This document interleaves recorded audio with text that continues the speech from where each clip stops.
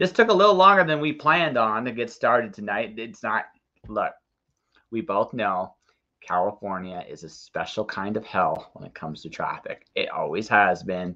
It always will be. And very unpredictable. That's the worst thing about it. Yeah. You can have the same route every day, Mm-hmm. and you can average your time because like you think you know it, and then one day there's 5 crashes, or there's a bushfire or something like that, and then You're in Southern California, I take it? I'm sorry. You in Southern California? Yes, I am. I work in LA County, and I live in Ventura County. So like I cross the border every day, and See, LA is a very special hell. I so my LA experience, my LA, hold on a second here, just do this. My LA experience was I flew in from Calgary, Alberta. I was going to live in Phoenix, Mhm. but there's no direct path, right? I had to go either through Denver or through LA. Hindsight, I wish I'd gone through Denver. I wish. Right. So I made a couple mistakes. So like, folks, this is for you Canadian. Like when Greyhound was still a thing in Canada, our Greyhounds were a lot nicer than yours, by a lot. So I had this really dumb idea of taking CLA, take the Greyhound from LA to Phoenix. It's not that far of a trip, really. It's not that bad. Why? Right. How bad could it be? Turns out, really bad because because so the cab ride from the airport to the Greyhound station. Hey, Dakota. Hey, Dakota. Hi. That's my friend from Germany. Hello, friend from Germany. Welcome to the show. Feel free to ask questions and do whatever you'd like. Yeah. But so anyway, the cab driver warns me not to take rides from strangers, and it was a special place. So I was stuck in this Greyhound station for like hours. I figured I'd go see LA. No, you're not doing that from there because it's not the nicest neighborhood. On the flip No. side, I ended up getting I had an offer to get some gold, like $40, no tax. You could only get that in LA, ladies and gentlemen. Something like that, anyway. But you know it well, like you know it better than I do. Like your highway system there is crazy, insane. Like I would not want to drive like there in a million years, and you got to do it every single day. But I'm kind of lucky because I live in Ventura County, rather than LA. Traffic here is not as atrocious as it is in LA proper, and um, that area around it. So when I go to work, I'm at the edge of Ventura and LA counties. So I just passed the border, quote unquote. But I do work on Sundays in a different place, and I have to drive to West Hollywood for that. And I am lucky that that is only on Sundays, because on Sundays, traffic is generally light. Lighter, at So, least. right. So Yeah. it only takes me like 15 minutes every trip. But like if I get stuck in traffic, I can be there forever. And I used to live in San Diego. So since we moved here, I've been going to San Diego for events and, spend some time with friends on weekends. And that can be completely mental. I had this stupid idea the first time that I went. I had the stupid idea that, I was going to go to a boat party that a group that I used to work with, event group, organized. And I was like, okay, I know the distance. It's going to be about 2.5 hours, because that's like normal time. Of course, normal time when there's no traffic. Took me 6 hours, and I totally missed the party, Yeah. obviously, because so I went there. I met friends afterwards, but I missed the party that I went for. So now I know I have to go either early in the morning or Or late at night. So like have to like total on the weekends, avoid traffic if you can altogether. So yeah, that's how it is. yeah, no, California is a very, very, very wonderfully weird, special hell. Right, in Yes. terms of driving, it is very much hell on earth. I know this because, like I said, my own experience. I'm like, I could not imagine doing this every day, but yet somehow, some way, people do it, and it's a wonder no one just has a breakdown in this really strange little hell of going nowhere. I mean, I it's kind of hard to judge LA versus San Diego, because San Diego is they call it like mini LA, because it has a lot of things in action that LA has without the atrocious traffic and congestions and um, many other things that LA has that are not in its favor. Mm-hmm. And so for me, that was, to me, San Diego was my paradise. But I had to move up north, and I always thought, okay, great, like I'm going to move to LA, work a lot on music, just continue. And I moved in the middle of the pandemic, so everything stopped, and I didn't even get to experience that part of LA. Um, but I have to say, I mean, LA has its charms Mm-hmm. if you know where you're going, or if you have somebody to guide you. Um, Obviously, like any town, it's going to have parts. Any major town, it's going to have parts that are not so good. Where you don't want to end up, and then obviously there's a lot of pressure. No matter what you do in LA, there's a lot of pressure on people to constantly compete, Mm-hmm. and constantly work towards some goal. Yeah. So that pressure is not for everybody. But then some people thrive on pressure, and I'm sure that's how some people do great in cities like LA and New York, and then there are people like me who enjoy living on the outskirts and having the action when I can, when I want it, but at the same time, you know, I think it's interesting because I love San Diego. I've been to San Diego. I really think it's an awesome city. I If I were to live in California, it would probably be Sandy. I You could not pay me enough to live in LA, and it's just too big. yes, It's too big. exactly. I agree with you. It's too big. It's too big. Yeah, It it's a doesn't monster, really- and for a city as big as that, it's interesting because it is completely connected by the highway.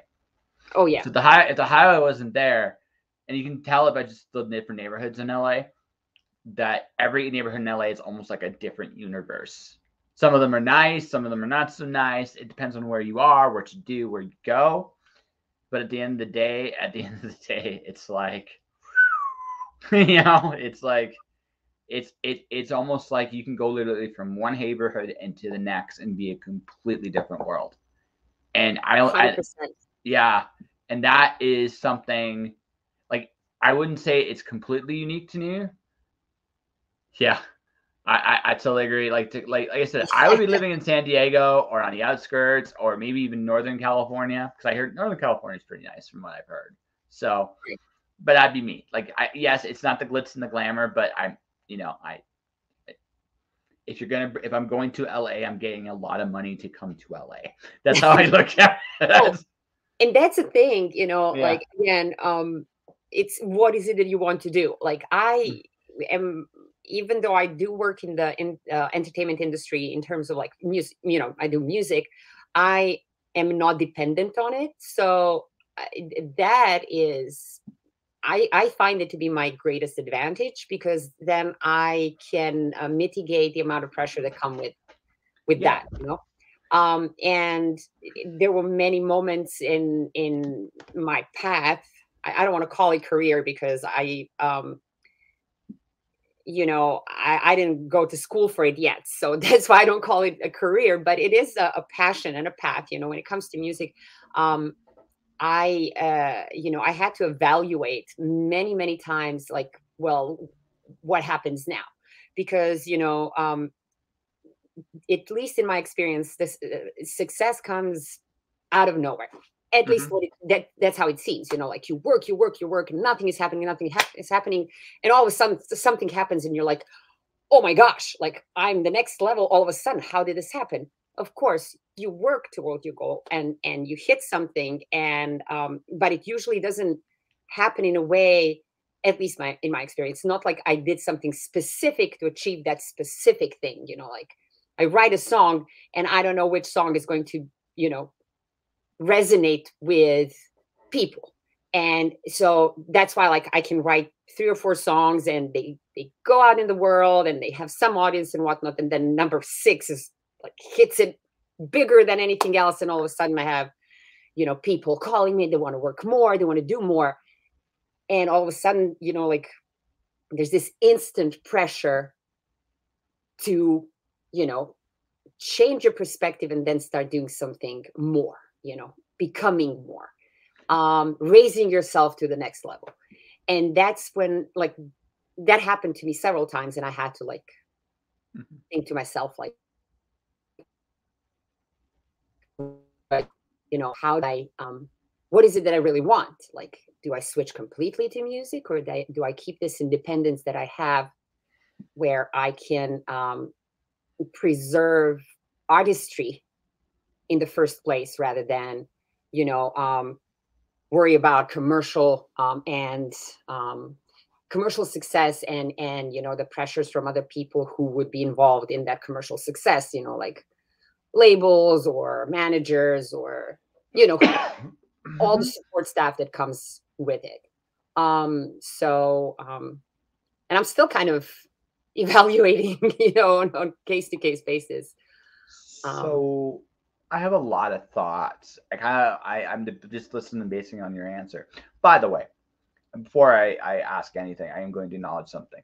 Your decision about whether or not, and this is to anybody that chooses to do art as a career, a passion, whatever the case may be, there is no crime at what you decide to do with your art. If you want to turn it into a career, you can turn it into a career. If you want to turn it into a passion, you can keep it, or just keep it as a hobby or a passion. You can do that too. There's no crime in any choice you make. Right. But something I get right. Hold on a second here. Yes. Oh no, absolutely. It's being and Dakota. I'll touch on what you said there in just a little bit. I have a big question. So, why do you feel the need to go to school? I ask this not out of disrespect, because you can always learn something. Right. But I kind of feel like you have made money at this. You do good music. What do you, I mean, there's always a desire to learn. I'm not going to poo-poo that. But beyond that, what do you want? What are you seeking to gain? So, one important reason why I create music is because that's my way of talking to people on a level where it's not a day-to-day kind of level. People to work in music and be, if they're genuine, or any art, I should qualify, any art, to create really good, emotionally charging, moving art, you got to be vulnerable. You got to open yourself up. And that is not something that we do day to day, generally, I'm kind of person that spent a lot of my life, being governed by fear, variety of fears, And then when I found that I keep vulnerable without fear, and in creating this, beautiful art, and then connecting with people, let it out into the world and connecting with people on that same level. And the genuine connections that happen, and I'm not saying that with every, connection that I made in music, we all become friends. I'm not saying that. We don't have to become friends, but that sharing that moment of creativity is so unique. Whether you are friends with that person or you're just acquaintances that, only work in music together, but that experience is so enriching, so empowering, so beautifying, that it matters to me to do as much of it as I can. And why I wanted to go to school? Well, I specifically chose a school that helps people mostly in electronic music, but they do other genres. And I mean, they don't say that they're specifying any particular genre, but a lot of electronic music producers came out of that school, so they have an interesting alumni roster. The reason is because I want to be able to do more. And so far, I had to, rely on a lot of other people in order to create music, which is not always a bad thing in terms of like, I enjoy, as I said, that interaction that comes with, having another producer or having a co-writer or whatnot. But I want to be able to do more for myself in order to, create vision that is in my head rather than create the vision that, well, a little bit of what I said and then a little bit of what the other person said or the third person and whatnot. It comes together, but it's not always as I envision it.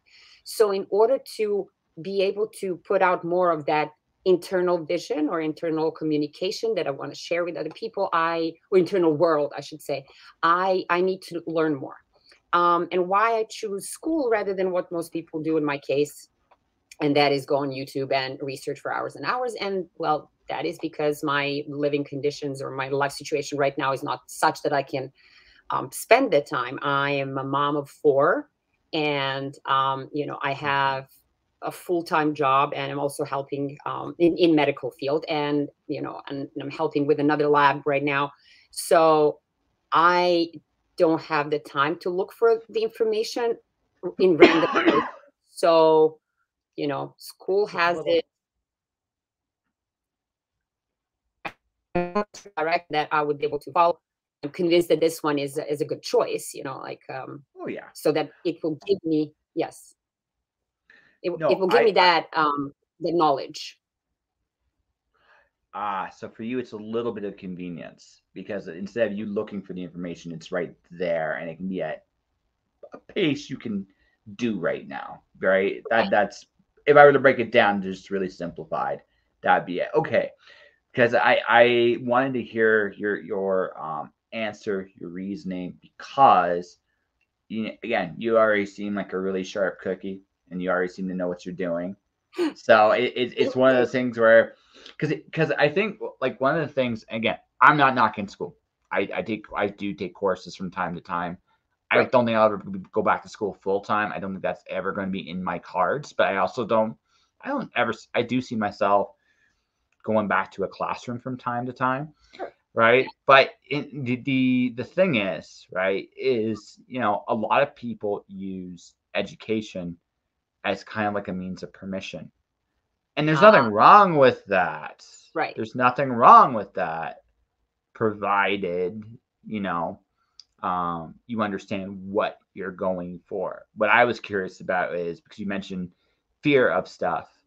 Were you seeking a permission, or were you just like, okay, this is like, yeah, yeah,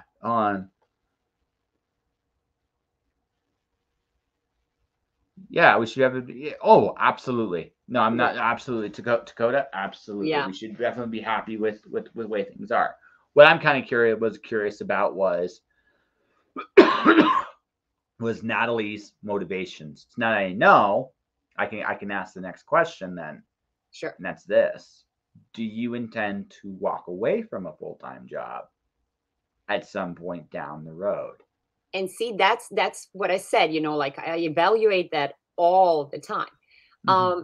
Um, my and that's, again, that's like kind of the balance between fear and a desire to live fully, right?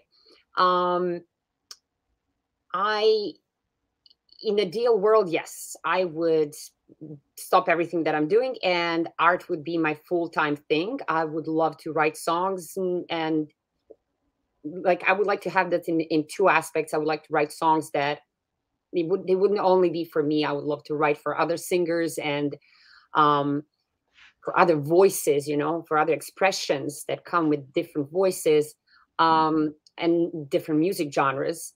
And I would also like to continue to develop artistry. You know, who Natalie Dime is. There's so many stories that I want to say, you know, it's so many stories I want to share with people. But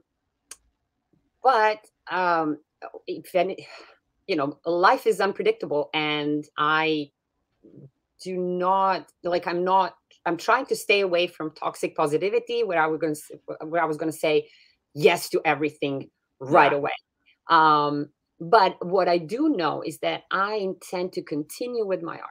I do not intend to stop. And as life changes, you know, my situation changes and whatnot, I will continue to express myself through art. And I believe that school is going to help me hack that process so that I, you know, do that totally faster. Yeah. Yes. And, you know, there's things that you can learn independently, but there's something to be said about being instructed by somebody who has already gone through that process over and over, and not just the process of doing the job, but also knowing how to convey that knowledge, you know. And that's some of the things that are not as easy to find. Like, you can look through YouTube, you know, on anything, but you have to go through multiple videos to find somebody who makes sense to you, you know, like who can convey the information in a way that you can learn from it. You know, I think that this school is kind of going to be like a hacking process, you know, like to kind of speed things up for me. But I also hope, you know, that I'll meet people there that are going to, you know, give me new perspectives, you know, like help me with songwritings in ways that I have not considered, you know, like when I would love other people to see my lyrics and tell me what they think, give me constructive feedback before I put it out there, because it's all learning process, you know, like how to express yourself through art. Again, there's, as you said, like art is, you know, I think with education, when it comes to art is so subjective, right? Anything is art. Like beautifully painted door is an art, you know, like, or beautifully served meal is an art form. You know, so anything can be art, and anything can look, things that look beautiful to me may not look beautiful to you, or appealing, or whatever, or emotionally stirring. They might not be the same to you. You might just say, oh, you know, nothing for me. But at the same time, there is something to be said about art pieces that are created. There are kind of a product, you know. And I think there is some value in formal education when it comes to that side of art, you know, creating a product. Absolutely. Like, again, I didn't want, again, I just wanted to hear your whys. Sure, Although sure. I right, because it's always interesting. Like I said, I'm not against going back to school for anything. Right. What Yeah. but again, for everybody, I think it's a different need, a different want, Sure. a different, right, and everybody's got different goals. And Yeah. and we've come into an interesting age where the fact is that information is available to us all. Right. And so what we need, how we need it, why we need it is different for each of us, Right. right? Right. Like for me, at this point, it's not really about learning techniques in school. For Right. me, it's just not.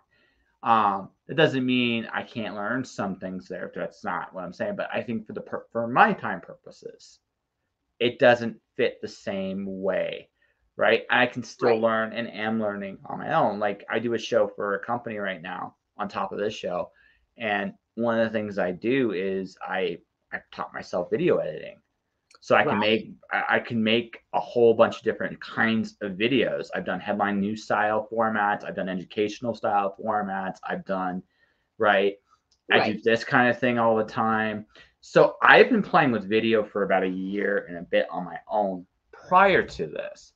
So for me now, again, That isn't to say that I couldn't go to school and learn things. No, it's of course I could. There's always things to learn. Right. But is it worth a semester? True. Right. Like that's the thing. Like it's a time. It for all of us. There's different values, different times, different. True. Right. True. That again. That's kind of where I was curious.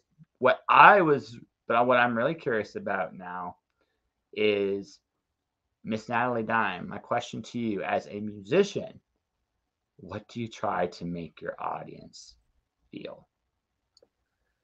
I want my audience to know. So when they're listening to my songs, I want them to know that they're not alone in the circumstances and emotions that they're going through. Mm-hmm. And that there is somebody out there who is ready to be with them in that moment until they're ready to move on. You know, a lot of people in this world want to offer us solutions for whatever it is that we're feeling, whatever it is that we're experiencing. If we have issues of any kind, I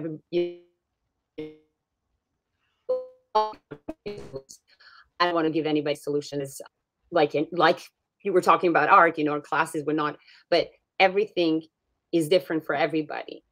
Just because I have a solution for in my own way doesn't mean that that's going to be something for somebody else. And sometimes, when people offer you solutions, it can also feel like somebody is just, putting extra pressure on you to conform to something, some method that is out there.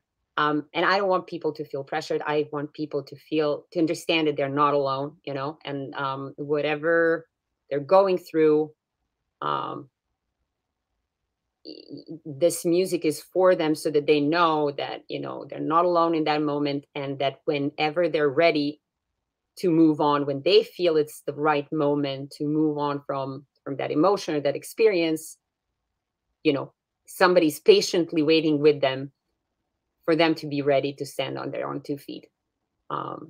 So that's how I see it, obviously, but I'm not sure.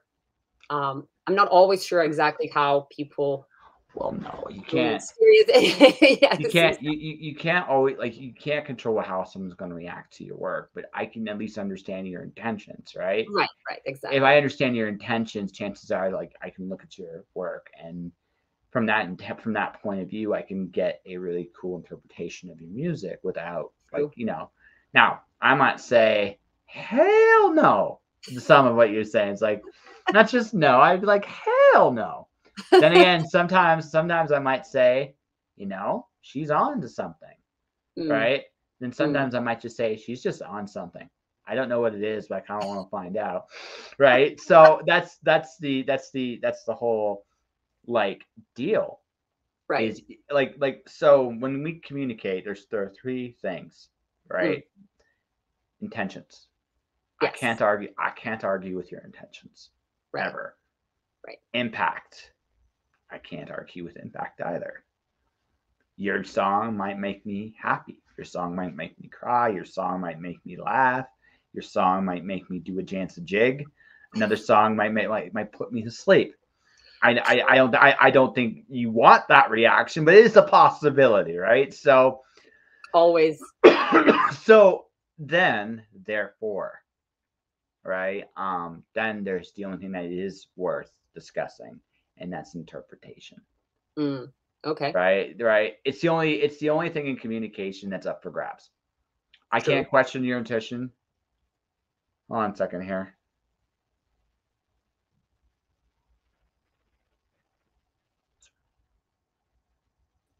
Yeah, absolutely. Well, here's yes. So here's the thing, Dakota. To answer your question from my end, we kind of already live in a weird metaverse. We have for the last few years. It's given me a great opportunity. Like, I don't know how I actually found Natalie here. I don't recall how I met you, but we met in the last 2 years. I made you laugh. I probably made you think. You probably disagreed with me sometimes. Like sometimes you're like, holy shit. But Oh my gosh, your posts are so inspiring. And yes, you're right. Every now and then there's going to be something that I was wondering, like, but most of the times, Yeah.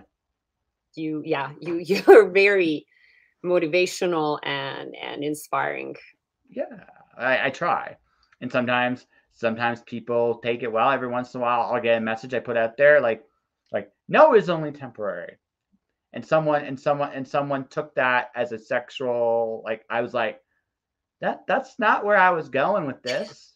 But now no one can unsee it because Right. it's just like, okay. But it's one of those things, right? Sometimes Yes. you say something, sometimes you sing something, right? Yes. Sometimes, and it just hits something in all of us, Yes. right? And you know, right this minute, like when I see something that says "Don't question authority," I want to question authority. I'm at the right. That's very much me, right? To a Right. T. Now, maybe it has the best of intentions, but the reality is, the impact is you're telling me to shut up, and I'm like, Yes. you're right, and that's the impact, the Mm, interpretation. Now, you might be able to argue a different interpretation. It's possible, right. but that's the impact you've made, Right. right? Right. So, and that's the thing. Like I think the understanding, and I think in these terms because when I think of the business of art, the Mm, business of music, I think, well, you guys are criminally underpaid right now. That's first thing I do believe. But the second, and so are we as authors. Thank you, giant conglomerates. But on the same, absolutely. but at the same time, right? It's made me think about some things. Like, for example, the reason I asked you how you want people to feel. You, I hope you don't take this the wrong way. Did you ever Okay. see that poem? Did you ever see that poem, Footprints? Do I ever see what? There's like a little like thing called Footprints. The idea is that God and somebody is walking along the beach, and there's like double these sets of footprints for a Oh, little bit, I don't right? remember seeing that. No, no, Okay. no, no. Okay, yeah, okay. So I'll tell you the story. So the Mhm. story is God and so are walking the beach. So and so's you, theoretically, right? The way they tell the story. So there are points Okay. where there's two footprints, right? Then there's a point where there's just one. And the guy asks God, it's like, well, why is there only one footprint here? Because this was the point where I carried you, right? And it's a neat little poem. And so I Mm. hope you take this as a compliment. It sounds to me, your music, you try to do the same thing. You're not solving everybody's problems, but you're secretly being a superhero. It's like, I'm going to help you carry through this moment all the way to the other side when you can get back on your feet and figure your own shit out. I'm not interested in like solving your problems because Lord knows I still got plenty of my own. But right, but Yes. at the same time, I don't mind being there for you when you need it, and that's what it sounds like. That's what you want to go for. Oh my gosh. Okay. You said this so much more beautifully than I could ever say it. Thank you so much for this. But that is exactly what my intention is. Mm-hmm. Okay. Yes. Yeah. So it could be just also because you come from Russia and you just think different language Not Russia. and now Russia. No. Sorry, my bad, my Yeah. mistake. I'm from Serbia, although I'm Serbia. half Serbian, half Croatian. Yes. Okay, I was yeah. born and raised in Serbia. Yeah. I realized they are different accents, but there is like a Yeah. Slavic like flavor in how you True. speak. So Yeah. that's why I picked up on that. Yes. Sorry, my mistake. I realized it's like you don't want that comparison, and I understand why. Well, I So mean, yeah. Yeah. yeah, Okay. but what I meant by that is Serbian, like also, you guys are super tough people. I wouldn't mess with you guys in a million years. Thank you. Yeah, it's just super tough people. I wouldn't like what you've been through. It's like, nah. It's like, nah, I'm not doing that. Can't make me. But no, it what it comes down to, right, is simply the fact that you know I think in terms of what my art is trying to convey, and the reason why, and this is going to sound like really lame, it's advertising. because here's the thing, right? Now you have it in one. You have one advantage over me. I can listen to your music and I can get a feeling from it quickly. I can get a real feeling if that means or says or does something. And that's the advantage music has over a book. A book's like, oh, God, I got to open the pages. I got to read the pages. Is this going to be worth my time? Right? Because I have things I'd rather do, right? Than like now, grant you some days and when you're in traffic, you got nothing better to do. Like I'll wait finish. you want a book, right? But what it comes down to, right, is I have to think about the emotional connection I make with my books and this podcast, even sometimes to people. What is this podcast? We're just having a conversation about life, the universe, and everything. We're talking about, you work full time, you're a mom of four, and you still make music. So that kind of makes you already a badass. It kind of does. So, and see, no, it does. Like the truth of the matter is, most people are absolutely amazing with what they do every single day. And usually the last person to know is them. 100%. Right? Yeah, right. 100%. Yes. Yeah, so I am giving you a compliment because you are a badass and you do a lot of cool things and you're incredibly talented and you work hard. And this might make you blush a little bit. I don't know, but here's the thing. Yes, but here's the point. Like, this is kind of where we're going with this. It's like this. You do so many incredible things that you stop and think, like, you don't stop and think about why you do what you do is great. And if you're going to sell yourself as a musician, however you want to do it, right? Whether you're just going to have fun, like I gave you the footprint style musicians to go out there and I'm going to help you carry through. Now, think of that in terms of advertising. Mm-hmm. How would you translate that message? How would you convey it, right? Because if you do that, right? Like, here's the thing. Like, I would be thinking, like, when you listen to me, you're never alone. I'm there with you. If you can figure out a way to make that an advertising slogan of some kind, mm-hmm. people might give your stuff a shot, because now they have an angle they've never heard before, and it's a real one because that's where you're legitimately coming from, right? Yeah. Right?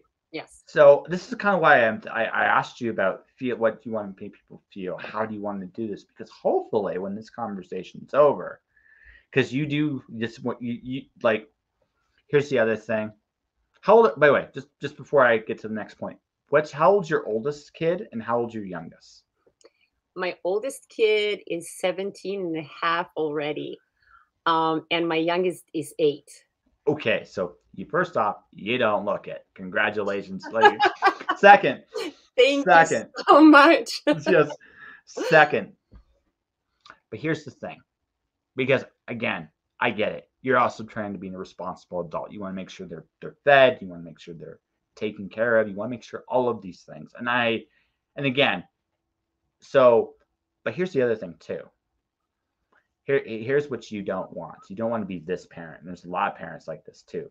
If your kid comes to you and goes like this, I want to tell you what I want to do. And you're like, oh my God, this is going to be great, because, right? And the next thing you know, like, because your kid, let's say your kid's an amazing, like thinker, can solves problems in ways you never would have thought in a million years. Right. Now they go to you and say, I want to be a magician. I want to do magic tricks. And you'll be like, okay, I did this too, but I don't think as a parent you want to give your kid a but. I think as a parent, right, you want to encourage them to chase their dreams, however it does. And one of the best examples of this is if you, Natalie Dime, chase yours. Because what a better example to your kids than saying, well, if I went for it, I had the proverbial muscles on muscles to go out there and say, here I am, world, I'm awesome. Right. If you have that my own way, yes. Yeah, I'm loud and I'm obnoxious. They even gave me an award for it. Like that's right. Hold on a second here. Let's see. Yeah, sure. Esther's Dakota, the same as absolutely, well. Yes. absolutely. When the show's over, absolutely, we can definitely have that conversation. But I'm gonna finish building up Natalie here for a second, if that's okay, right? But You're awesome. You're awesome. yeah, but here's right. Yeah, totally. I learn from everybody, Dakota. Everybody. Yes. Yes. So here's the thing, right? Mhm. I bring this up like this because then at some point you're going to make the leap into music, however you want to do it, right? Whether you decide you want to do it commercially, whether you want to get a manager and go on tour and deal with obnoxious assholes like myself going, yeah, yeah, right, That right, would be the fun part. Yes. yeah, or deal with the obnoxious assholes in the studio going, listen, this song needs a little bit more pep, and you're like, fuck you, I like my song, leave me the fuck alone, right? But here's here's the thing, right? I think again, it might not. Again, you gotta do it in your own way. I'm certainly not trying to push you to take the lead. Just I am a little bit, but not like I think at some point you're gonna owe it to yourself to completely get rid of your comfort zone and go for it, Mm. even if it doesn't work out. The thing is, here's the thing about fear, right? See, I'm doing this right now. I am taking the freelance leave. Now in April, I gotta get my shit together. Or I may have to, rob a bank or something. I don't know. Right. But right. Something, right? Because I made a decision that I wanted to be an artist. And I was going to use my art to make a couple of reasons. Number one, my head is no longer wired to work for people. It's really Mm. hard. It's really hard to look at somebody as your boss when deep down on the inside with all your skills, you can do it as good or better.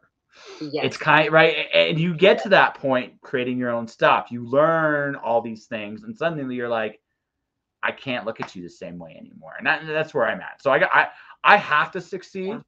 because I don't know if I can do a real job anymore for any significant length of time. Right. Right. Number one. But number two, I've put myself in an uncomfortable situation to grow and change and evolve and see who I can become. And That's I feel wonderful. right, and I feel like I'm not gonna like. I don't think fear is the right word with you. I think it's more like, again, you were trying to balance a lot of different things. You want to make sure, like I said, your kids are fed. You want to make sure that they're taken care of, and you're trained responsible adult. You need to be, Right. but they're like some of your kids are old enough to watch you try to fly. And the thing is, because here's the other thing too. Do you want your kids to go down the same path you did exactly, or do it better at least? And the best way to do that is to lead, right? It's but if I'm overstepping, please you can knock me right on the butt. It's all good. No, no, no. In fact, I agree with you. And I agree with you on allowing your, like you, at least I as a parent, um, growing up in a certain environment, my goal was always to make my children independent, and self-sufficient, so that they don't depend on anybody in terms of how they're going to think, how they're going to approach life, and what they're going to do with their lives. But at the same time, children need guidance. We all need guidance. So it's a difficult balance to keep.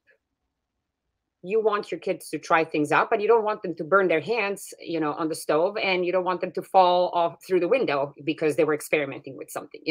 So, I mean, there are realistic fears out there. Although I have to say, just what you mentioned, how do I allow my kids to be magicians? Even though that's not gonna, maybe pay for their apartment in LA, or something, and they're gonna live in a shoe. And I had to go through that phase where I felt like most progressive on the planet. I had to go through that. When I would tell them, but like, that's a wonderful idea, but here are the things you need to fear, before you make that choice. And it took me a while to realize that I'm passing on my fears on my own children, and it froze me. I hate it. I can't take it back though. Once it's out, it's out. Hmm. So I had to work on myself, and that's exactly how I started working on music. I lost a baby um, I'm sorry. a while ago, and after 6 years after that, I had a dream. I had a dream. Actually, no, it's actually night before. I had a dream of that baby, and I saw her in my dream, and what she looked like, and everything. And regardless of how people are going to feel about this, I formed a bond with that child. So even though that child is not physically present, I know I have 5 kids, not 4, in my heart. And so 6 years later, I woke up one morning, and I thought I was dead. Like, my body was not responding. Um, it lasted for maybe about 30 seconds or so. Um, but um, it felt terrible. And that was probably one of the biggest fears I have ever experienced. And that is like complete loss of control of myself. And that is what started turning me around, like awaking me to my own self. And that is that, okay, if I died that moment, if that moment was real, and whatever happens to me afterwards, I can only think of what I achieved before, because whatever death is, it doesn't matter, because you don't know it. You only know what's left behind you. And so to me, it was like, okay, is this how I want to remember my life? As constant fear and constant um, compromise and constant, boxing myself in to fit something so that I would be acknowledged by people, and to chase love. And I don't mean like romantic love, to chase, love of humanity, of other people, of friends and whatnot. And is that what I want? And it was definitely not what I wanted. So I started making songs. I actually went to I found a studio online. I knew nothing. The last time I did music was in the 90s home in Serbia. And when I moved to the States, I stopped doing it because, I thought, like, I don't know anybody here. How am I going to do this? So I went into medicine, which I love, don't get me wrong. But so in this moment, it was like, okay, I had this, like, I wanted to do music since I remember myself. I wanted to sing and write songs. And I was like, you know what? I'm going to make a song for myself. I'm going to find a studio. I have this song in my head that I dreamt of. I knew the lyrics, and they were in Serbian, like, who's going to sing in Serbian in the United States? I mean, and so on. So, but everything fell into place. I found a studio that was the cheapest that I could find, that I could afford, right? Hmm. With 2 guys who knew this singer from the Balkans, and he ended up singing in Serbian, and they produced it. Even though at that time I didn't speak in notes, I didn't speak in anything. I had to hum and vocalize my ideas to them. And out of my head, they managed to, put it out into the world. And no marketing, don't know anybody, nothing, right? Okay, so nobody knows me. It had 450 plays on SoundCloud. 50% of those people didn't even speak Serbian, and they were sharing the song. And that grounded me. That grounded me in so many ways. It opened me up as a parent to allow my children to express themselves more, but also for me to be more honest with them, so that when I do say a but, I would tell them, that's my fear. But you may find a way around that fear. You don't have to be afraid like me. You can be you know, you can, your energy might be different, so you can do it in a different way. Also, you're right. You know, my son was, and I didn't realize it at the moment, but he got inspired by this. And what he started doing is he organized a little business of his own in middle school. Um, he was so moved by something happening in our house that he started a, what was it, Yu-Gi-Oh card club, you know, and he started, you know, people started, because he really had great cards, people started asking him to buy cards for him, so they would pay him like 50 cents or a dollar more for him to choose a deck for them, you know. So I mean, and he came up with on its own, but it was obvious that it only happened after I moved out of my own comfort zone and be more transparent with them.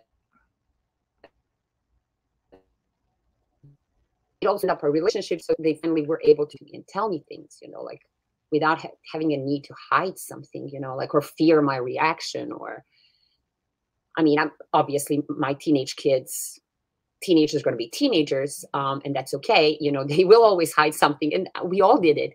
But I'm not afraid that they're going to hide something that, you know, like that they're in danger, or that, you know, somebody's harming them, or that they are ready to try something new and they need an advice, you know, so, or guidance. So they would not try it somewhere else. They will come to me.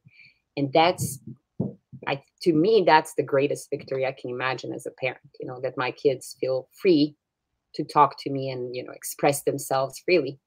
Because like, I blinked my eyes and my baby turned 17, you know, and he's a man, you know, like, he's, oh, is that like a love letter? Yeah. This is an amazing Thank you, story. Dakota. No, like legit, this is an amazing story. I like this is so I have currently 9 rules to success. The 8th rule is to stay uncomfortable. Oh, yeah. Oh Fear, my gosh. Yes. yeah, it's the 8th rule. It was my 8th rule. The important reason being is because fear, for many of us, is a cage. But the truth is, fear is Mm, the door. Fear is the mm, door to what you really, really want. right. That thing you really, really want, there's always something that terrifies you why you shouldn't do it. Always something. And I the thing love. is, Hmm. yeah, but the thing is, the only way through the fear is to face it. Oh yeah. Right? It's the only way. And it's not like, so I've had my own experiences with both death and sickness. Mm, Death, I kind of met like the shadow of death at like 25. I had gone through a really, or 27, 28 is actually probably, and it was like I'd gone to a point in my life where I had broken down, and I was in a position of I was ready for something to change, and I had mm. this, and then suddenly in this distance I see this specter. Like that's all I can describe it as. I see this. It's far away. It's not close, because if it was close, I wouldn't be here right now. Right? I Right. wouldn't be. It was in a distance, but it was coming towards me. I still remember to this day. I still remember to this day a couple things about it. One, that realization that one day I will not be here anymore. Right. That realization hit me right there, and it was like, wow. But the second part was there is very little judgment with what we do in this world. Doesn't care, right? Mm, And not in the way you or I would would think. I don't know, like if you have a religious background, Catholic guilt cracks me up. It just I don't really believe it. I don't believe in guilt and fear, and that in those ways are useful. mm, And that's just mm. my opinion. That's just my opinion. But the thing about it was, I recognized in that moment that there is no judgment. And then a few years down the road, I get a very unique sickness. Back of my knee is always like burning. I can't sleep. I'm like, it's a very neat, which my whole skin turned red. It was a really weird, really one of a kind of sickness. So one of a kind, I didn't even go to a doctor. I went and did some of my own research, and because I didn't think a doctor would be able to answer the questions I had, what was going on with me. Mhm. Right. And that's right.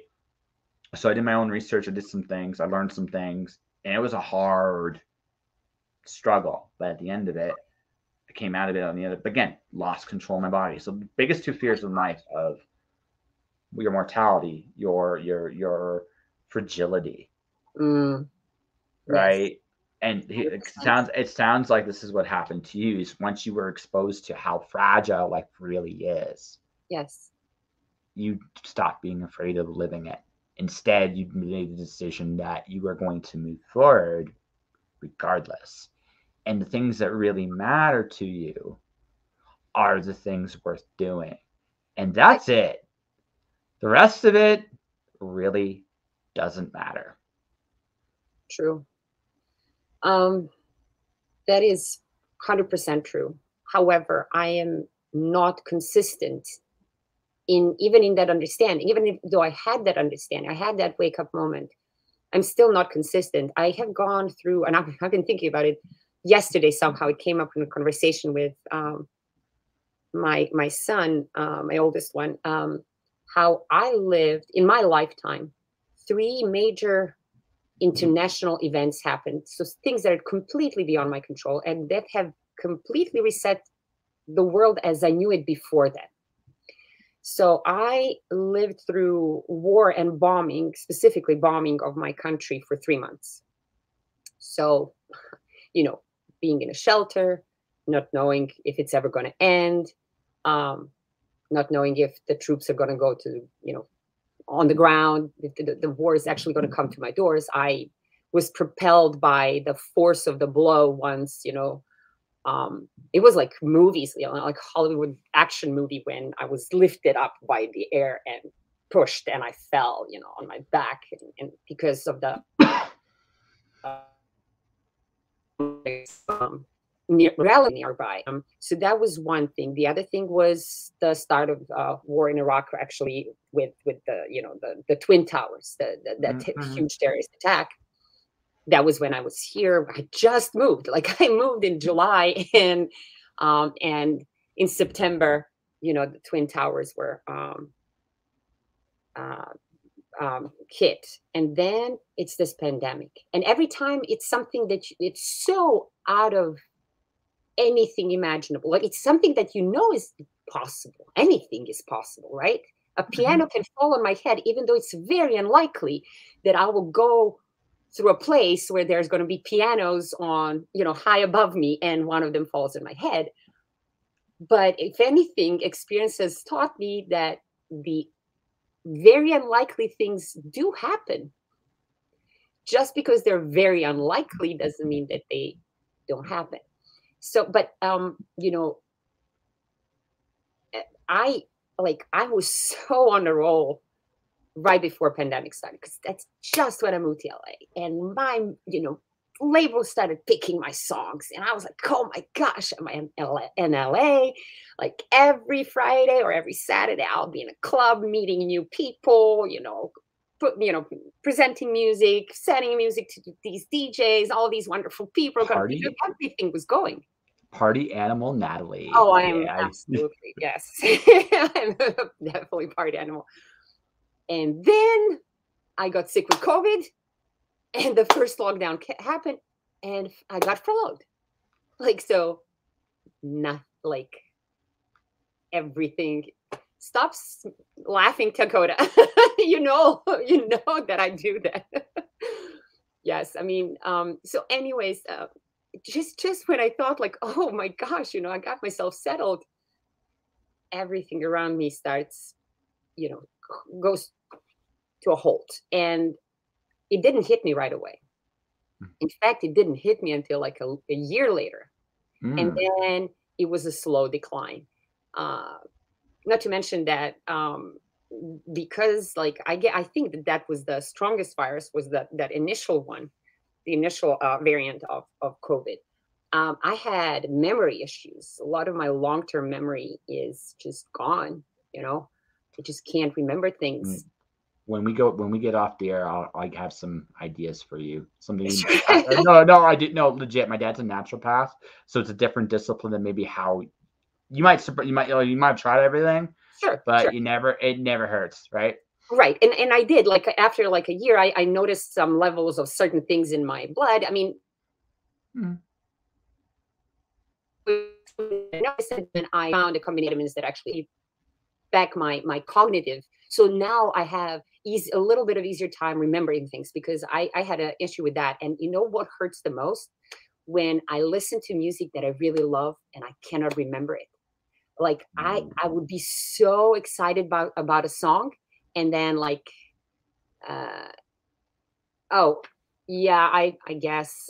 So, It's all good. It's all yeah, good. that's the technology. Yeah. So, anyways, so things that matter to me, like I couldn't remember, or like I would come with great lyrics, and I would have to repeat them over and over and over again until I get home, like for 30 minutes, an hour, so that I would remember them.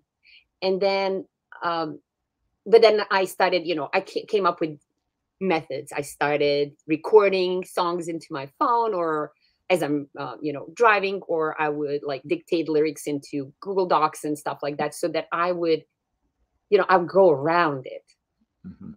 And but anyways, all of these things, and then like, again, as you said, party animals. So somebody who would go out at least once a week, and I would usually go, for events with people that I work with in one way or another.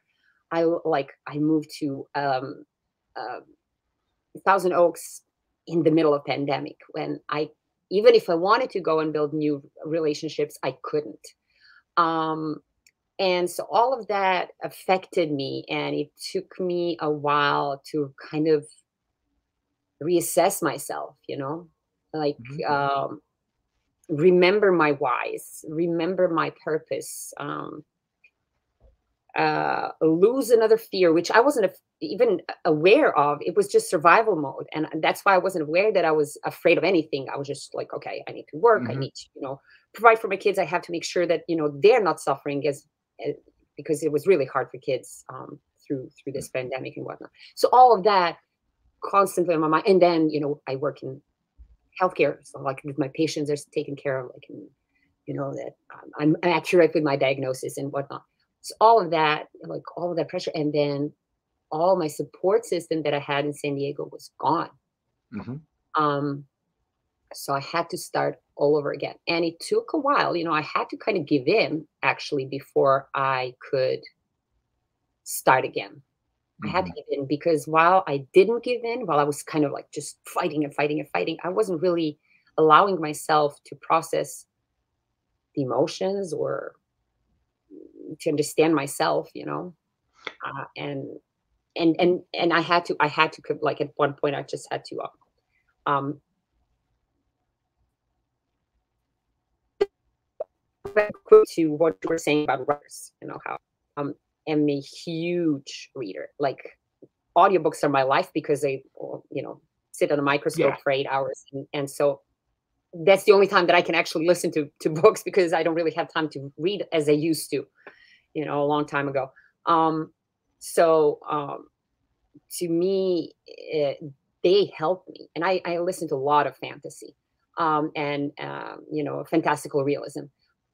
That helps me explore myself. Fantasy really helps me explore myself, way more than any fiction, because fantasy helps me take an angle that is so extreme and look at myself, and my skills, my capabilities, my ability to process emotions and everything. So I feel that writers, as you said, are underpaid, um, which I think comes from this idea that we just want more things for free than it comes only Mhm. from. So I feel like it's not only corporations, but it's also this notion that, that came with, liberation through internet, and that is that, like, you can get so much for free. But if I value what you've given, and this is what people don't think about, like, if I were to read your book, and that book really touches me inside, it's gonna stay with me. It's gonna affect me. It's gonna add to who I am. I want to pay you for that, because Mhm. I want. It's not about payment. It's not about money. It's about, uh, Value. an exchange. You gave me a value, and I'm giving you some value, back. Mm-hmm. And that value is not in money itself. It's in the fact that you're going to be, free to write more. It's going to be in the fact that you're going to feed yourself, stuff like that. People sometimes forget, that that's the purpose of money. The purpose of money is not to collect it. It's like, it's to do Mm-hmm. something with it. And I don't know where I went with this. No. I did. So let's rewind the clocks back a little bit to what I think. I think I figured something out about you, and I think this is why it's hard for this lesson to stick with you, right? Because Okay. here's the thing. This is my second apocalypse. You've been through 3. I've been through 2. You're winning or losing or something like that, depending on what you want to look at, right? So, Right. but here's the thing. You, because of the nature, I think, of your first one, specifically the fact that you were around bomb. My grandmother is from Malta during World War II. So for the first few years of her life, all she dealt with was the bombs from the Nazis. Right? That was the thing, right? And my grandparents on the other side were German. So I got both sides of the equation, right? So Right. I can see it. So I see both sides. What I've learned is people that have watched the destruction of what they thought was an impregnable part of their lives, right, seek stability. Yes. Right? You seek I can't deny it. Yes. Yes. So what happens to you is because now part of this is I'll get to Dakota's comment as soon as we're done with this point, and then we'll bring Dakota into this, and that's this, right? The lesson I've learned growing up is that truthfully, stability is an illusion. Yes. Change is the only true constant in the universe. Anything can happen and will happen. And this idea that we're in control of like the big scheme of things is a big crock of horse shit. None of us are. Right. None of us are. But it's terrifying. Because the terrifying part is you realize that there's no such thing as an invulnerable, impregnable area where you can truly be safe. That's a very hard pill to swallow. On top of that, you're stubborn as hell. And because you're stubborn, right? And on top of that, you're stubborn as hell. What? It shows? Yes. No way. Yeah. Hell no. You can't tell me any different, right? But what it comes down to is the fact that you want that stability. You like that discipline, and honestly, most artists do. Like discipline is one of the biggest secrets to success. It really is, and you, because you've had to build. And again, you've built everything up on your own. You're tough as hell. Like I said, I wouldn't want to mess with you in a million fucking years. Never. You're tough as hell. You have to. You had to be. Right. So, but every so often, life's gonna punch you in the face at random, right? It's just at random. It's just like it's not fair. It sucks. It's always right? random. Yeah. It's not something you're prepared for. None of us are prepared for this. Now, again, we all react to this. Like me, this didn't really impact me at all. I've already been through my own apocalypse, death and sickness. Meh, whatever. I've been there, done that, bought the T-shirt. Wow. It's not gonna. Well, because I accept the risk. Here's the thing, right? If you can accept the fact that one day I am not going to be here anymore, you can accept that as reality, and that while I'm here, I'm going to make the most of what I can do. What can scare me? Not very much, because I've already accepted the very worst things that could possibly happen to me. Right? So therefore, this did nothing to me in terms of psychologically traumatizing. No. I was annoyed at some of the lockdowns and some of the other things, but for better or for worse, this does not terrify me in the slightest. For better or for worse, right? Because it's the reality of the situation is every day is a risk. Anything, like, again, I can get sick with something else. I can get run over by a car. A piano can fall on my head. I can. right? I can get like a lava shark coming from the mountains, tumbling Yes. down, swallowing me whole. I could Yes. wake up tomorrow. I could literally go outside my door and I could spontaneously combust. Yes. So I have accepted all of this. So once I've accepted all of this, what rattles me? Not very much. I've already accepted that life is unstable, that it is mortal, it is fleeting, and it's just like that. Yeah. So I can't. It's how do you scare someone like me? Yeah, right. How do you? You can't. I've already accepted the worst possible outcomes. Ergo, now that doesn't mean I don't have a healthy respect for death or sickness or Right. any of those things. I Right. do, Right. but You it understand can't. its meaning. Yes. Yeah, Right. but it can't terrify me the same way. It Right. just can't. Right? I've already accepted this. You have not. You know it here from Exactly. everything you've seen. Yes. You I have haven't nothing fully to know. accepted it here. Yeah, that's 100% true.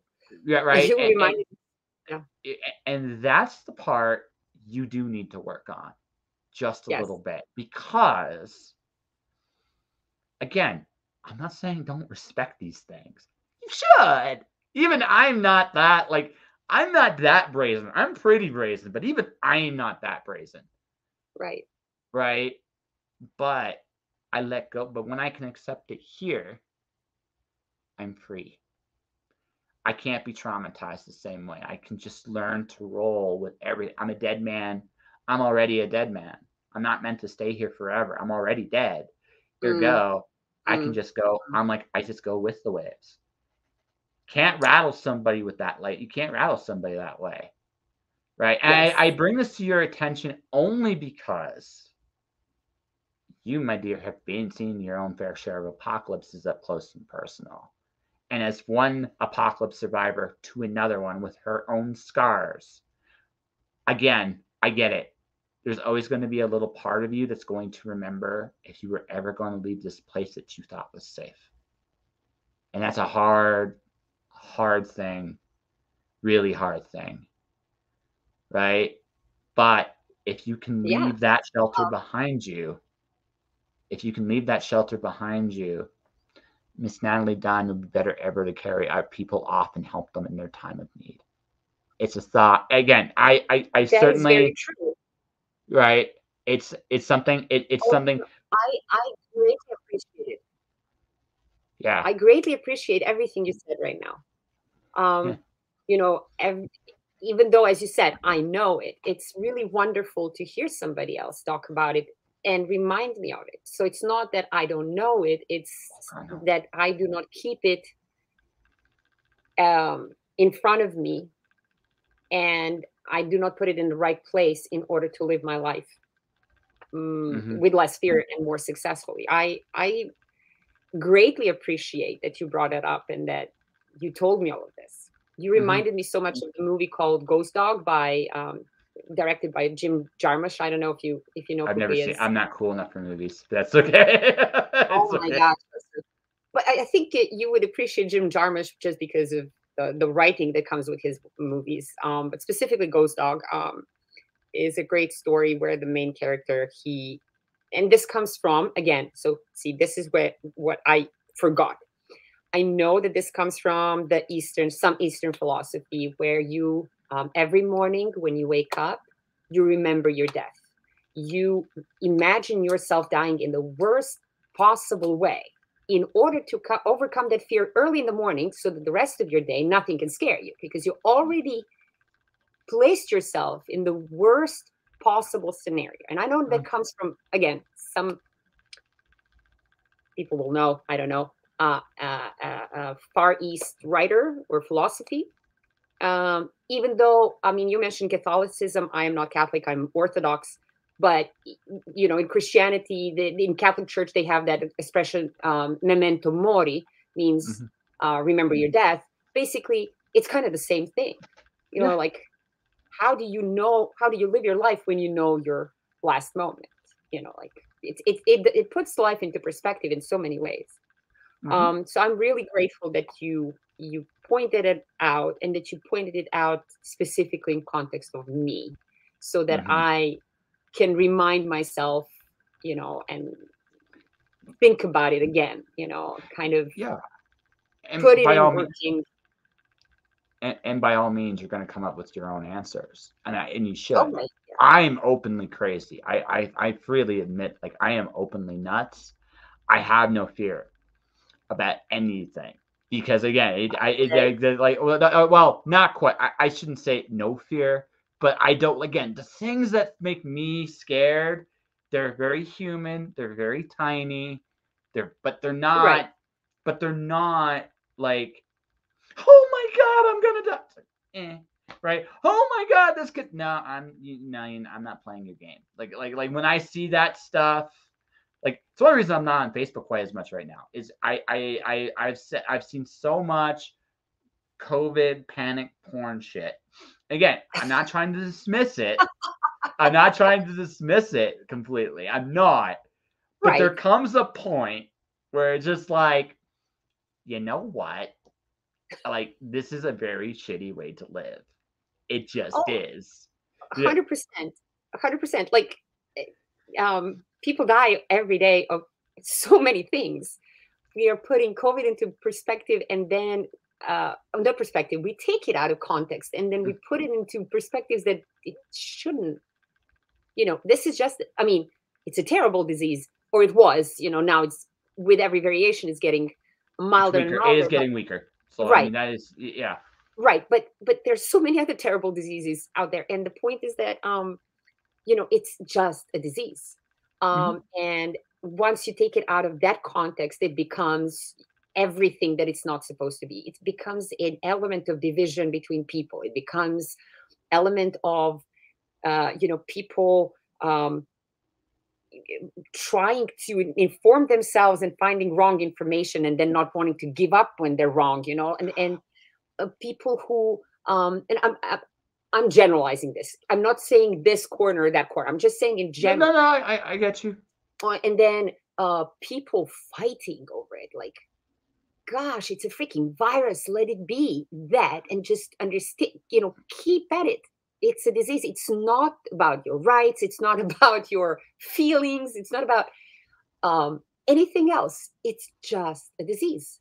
Now, we may disagree on how to handle things and whatnot. Dude, Mhm. it'll go away. Oh Just yeah. let it run its course, and one way or the other. Like, when people are, it's just, I think that the point is that that's many things are taken out of context like that, and Hmm. then used for means that are, they're just not for it. Like, when a bank when a person goes and robs a bank, he doesn't have a political agenda. He or she, they No. just want the money. But if you listen to the news, or if you hear people talking on the street, they might start saying, oh, that's because he's a low life, or she's uneducated harlot, or something. It doesn't matter. The point is that that thing is taken out of context Mhm. to now be filtered through so many minds and used for purposes that was never intended to be. Yeah. So So we're not gonna go into too many details. I get the feeling we probably disagree overall. But on the same token, I think it'd be respectful, but I don't want that to be that conversation today because it's like because I don't think either of us really want to do COVID therapy for like another hour, no, right? no, But what the but that's exactly what I was trying to avoid, because to me it's okay either way. no no Like, I'm I, just saying that in principle it is used to divide people. oh no Like, no absolutely. whether like this side or that side, everybody's going to. What I was going to point out, the only thing I was really going to point out is Right. this. This Mhm. I'm not whether you or I agree or disagree. Right, Honestly, grand exactly. scheme of things, that doesn't really matter. Right, right. Right? Grand scheme of things, it is what we feel what we feel for whatever reasons we feel it. That's cool. We can have a civil discussion about it. We don't have to have the discussion about it. We're grown ass people. Right. Here's the thing. Here's the thing. This is what I've seen. This is what I've noticed. like one of the things this has taught me is that I can't really think of any leadership anywhere that has any integrity or transparency. A lot of this, Transparency, rarely, if you ever. know, it doesn't Absolutely. exist, Yes. right? It doesn't exist, and that I think is a bigger problem than Oh, yeah. right, because okay, right now in Canada, right now there's a bunch of truckers on their way to Ottawa, Okay. going to confront our prime minister just based on the choices he's made.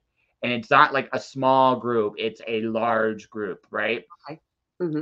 He failed somewhere, Right. right? Whether people agree or disagree with these guys, that's not the point. The point is, he failed somewhere. Right. I look at what your president has done, and I've seen it.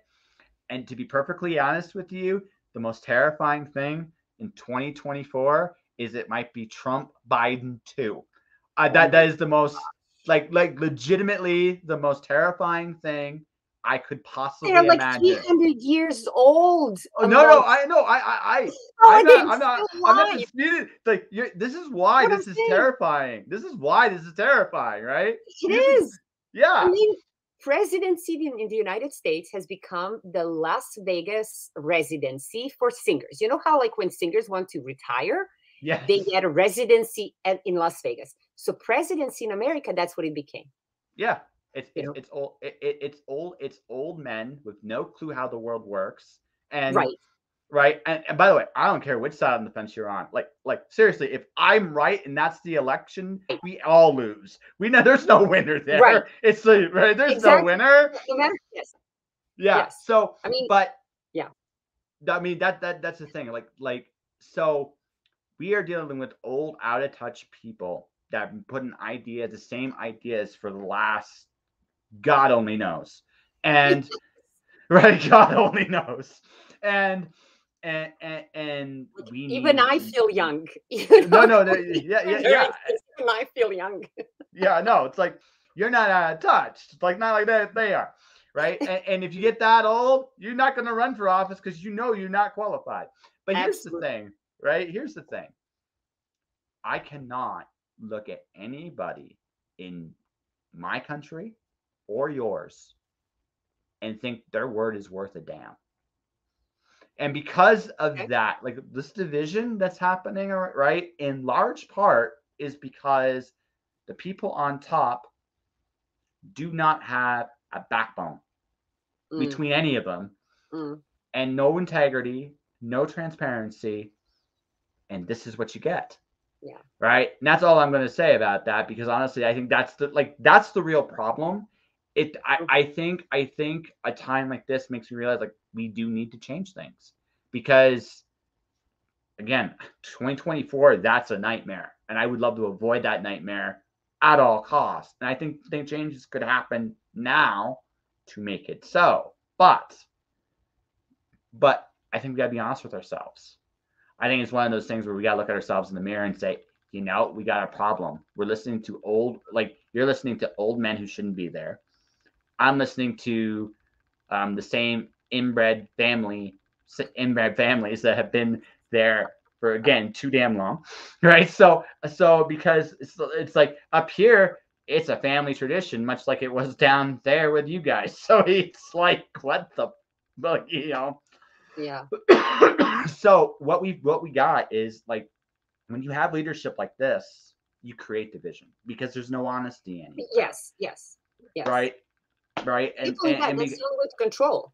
You know, you yeah. can't control people who are unified. You can't control people who are at peace. You can't control them because they don't really need you. They are self-governed and they know how to do it. But if people are afraid, if people are worried that they can't feed their kids, if they're worried that their way of life is compromised, it's very easy.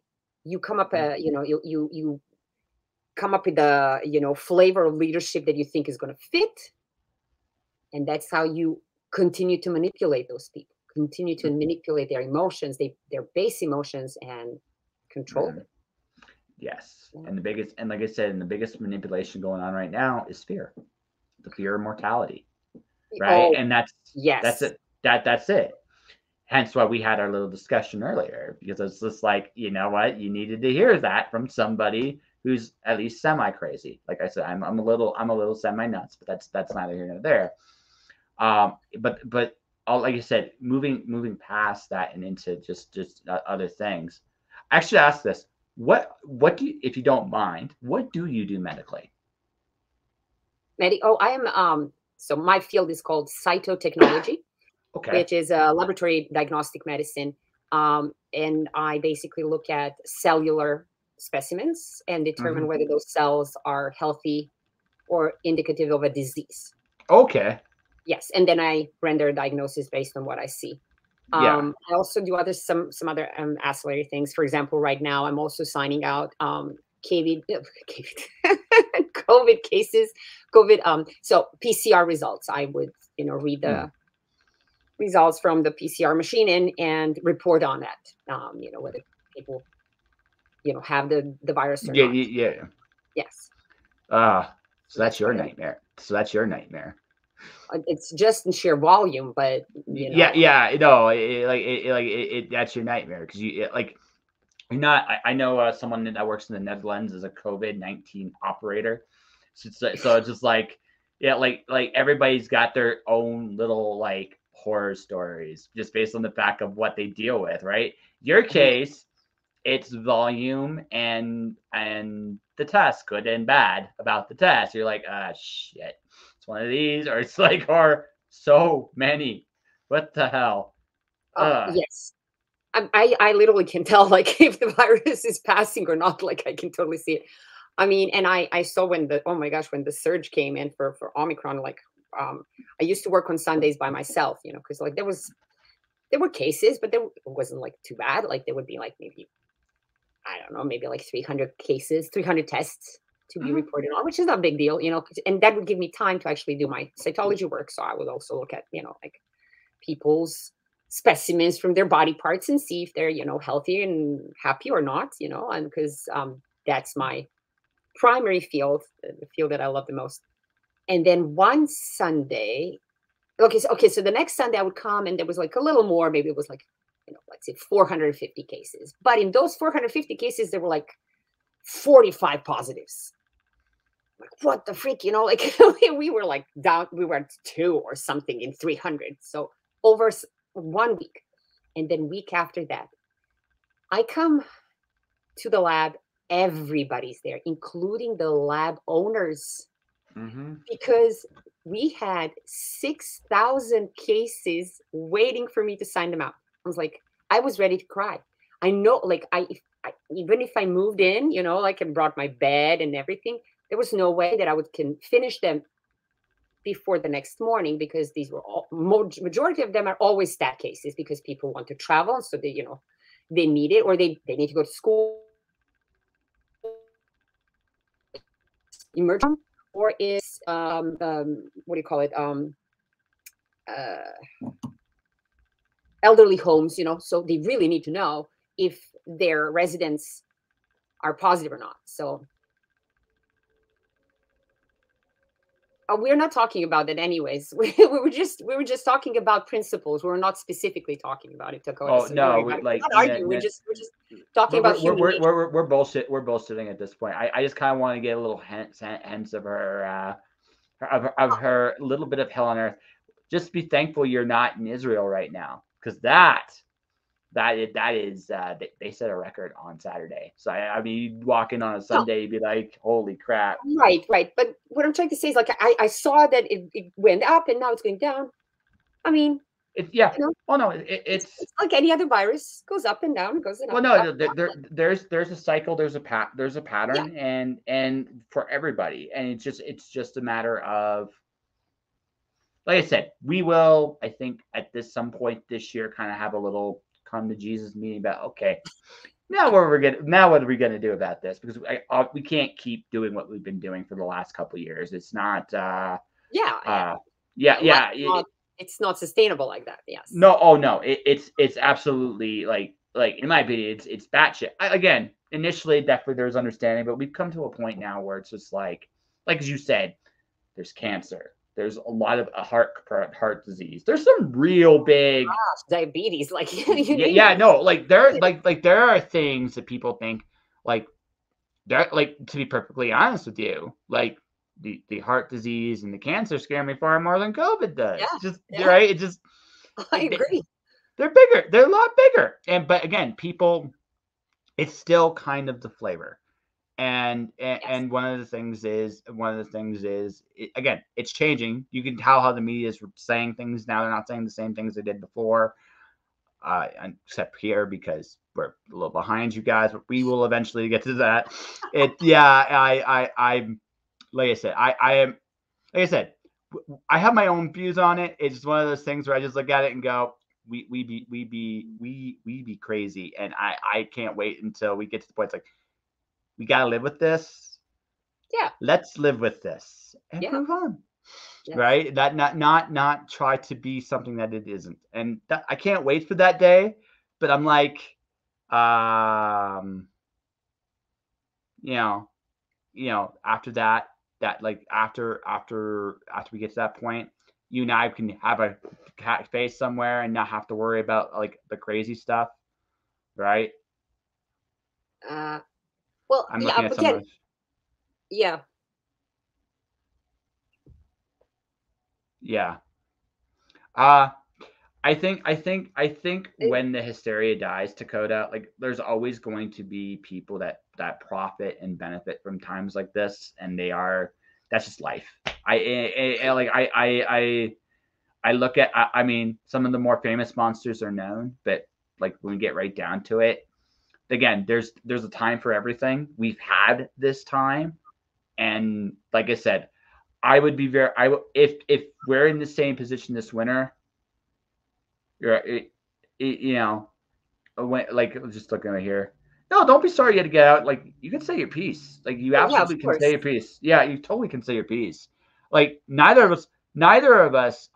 Again, like I said to Natalie, we might have different points of view. That's totally fine. We've had a totally Yes. fun conversation. I've made her laugh a few times about how ridiculous I am and my big mouth and my obnoxiousness and all that stuff. And you know what? Much like anything else, even if we did disagree, we did like talk about it seriously and we disagreed. I get the impression Natalie and I would still be friends and we'd still Oh, like yeah. be chatting and we'd still be making horribly bad jokes about things to each other. So I mean, Definitely. I my the only people that bother me honestly in this kind is people that have like completely bought a narrative either way on that. Mm. That's me, right? Beyond that, do what you want. I don't care. I think, It's not gonna like grand scheme of things matter that much to me. That's me. That's my opinion. You know. yeah, I think that can be applied to any Yeah. aspect of life where people form opinions about on things. And to be honest with you, obviously, me working in healthcare, I uh, have faith in conventional medicine. Otherwise, I wouldn't be working Yeah. in it. But I also understand that as a scientist, that there are limitations to any scientific process, and that's why we do studies, and we Yeah. um, and we figure out that we were wrong, and then we discover something new, and we move on with that new discovery, new knowledge, and I find that fascinating about science, and that is that it's ever evolving, you know. Um, Yeah. just No, like just like human beings, like it's human nature, and so that aspect of science reflects who we are. change is the constant in everything. What we Right? know Yes. today evolves tomorrow. I Right. And think I think we won't dwell. This is the last thing I'll say, and then we'll just move on and talk about your music because I okay. think we want to. This is the only thing I will say about. I have total faith in the science of how things are done. Right. But Right. what I do recognize, especially in the United States, is that sometimes this information presented is not necessarily based on science but on profit, and that has been that way. Oh, Oh, yeah, yeah, yes. that Oh, yeah. and that's the and if I were to make I think a reasonably fair criticism about the medical system in the United States, it would be this: Right. your system is profit driven more Oh, so yeah. than science driven or or what I would think would be the most important one, patient driven, right? Patient driven. Yeah. I think that I think looking at it from that perspective, again, my own experience with my own family down in the States, it's definitely colored my biases there for sure. But Mhm. at the same time, I can't deny, like I said, I think honestly, if we were being very honest about it, there are things about the American medical system that would be beneficial if they got a giant overhaul, Oh but yeah. they wouldn't necessarily be profitable. I think, and then we'll move on. I think, is that a fair criticism on your end? I feel that that's the case now. This might be my immigrant mind, Yeah. speaking. 'Cause I have lived in a different system before that as well. But what I feel is that that is applicable to many aspects of American life in general. However, it's not only about changing. And I think to me this applies to every political, socio-political system. They are what they are because they have been perpetuated for a long time and people have gotten used to those ways. To change medical system in America, you would have to change American people or the way they perceive things. Hmm. um, America, that is my experience, is great at troubleshooting but is not great at prevention of Hmm. anything. That's So fair. um and that reflects on medicine, like most of the like you have great surgeons, you have Mhm. great a variety of medications for a variety of things, like anything that's happening. You plastic surgery, you want to look different, no worries, like you can troubleshoot anything. There's no problem in solving a problem. You can solve a problem. But if you don't want to get to a problem in the first place, that's where the problem is. The problem that is not fixable easily. Um, Mhm. like, when I was growing up in Serbia, like we did everything so that we do not go and see the doctor ever. Mhm. If we don't have to see a doctor Last in is our entire lives, we would do everything, oh, yeah. from eating the food, what you wear. When it's winter time, you don't go out as much or something. Like I'm just saying, or like when it's summertime, you definitely go and bathe in the time, getting a lot of tea and whatnot. So a lot of things are a prevention, stopping before anything develops. Whereas Mhm. here, they don't do anything if there's nothing to be done. But like if you have cancer, they will throw everything at you. There's a variety of Yeah. ways to deal with it. So I, but would America be what it is if, you know, this was not so? That's, to me, that's something to think about, like Mhm. what would America be if people were not thinking this way? If systems were not set up for that, um, it would not be America as we know it. It would be something else. Mhm. But those are things that we can just ponder over, and that's why you have all of these comparisons. Like when I used to go to Amsterdam every year for as Amsterdam dance event, like for music, and that was like highlight of my year. I love that. But I met so many American families with young kids who are moving there because they don't have GMO modified food and everything is natural and a lot of outdoor spaces and different way of education and all of these things. But yeah, but that's because the Netherlands is this big Mhm. and the United States is like the rest of my body. So systems are set up in different ways and it takes time to change them even when they're small. Oh, Like yeah. Serbia had same political system for all 46 years of my life, even though they changed presidents and there Mhm. was a war and everything. Nothing has essentially changed because people act the same way, and the mentality has been passed on from generation to generation. Attitude toward authority, attitude towards trust, um, and then you have a great example of Sweden, where they trust their government, or Denmark. If I'm making a mistake, I apologize, but I Sure. think it's like one of the Scandinavian countries where they trust their government implicitly. but there's way more transparency over there. Oh yeah.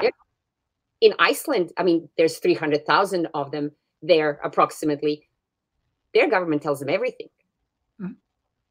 They know everything. Where and so it's totally different. It's a different balance. So that's what I'm saying. I don't know what would happen to America if America changed, if the mentality in America changed to the point where people were focusing more on, like, if they started giving mothers a year after birth of the child to take care of the baby, which they do in Serbia.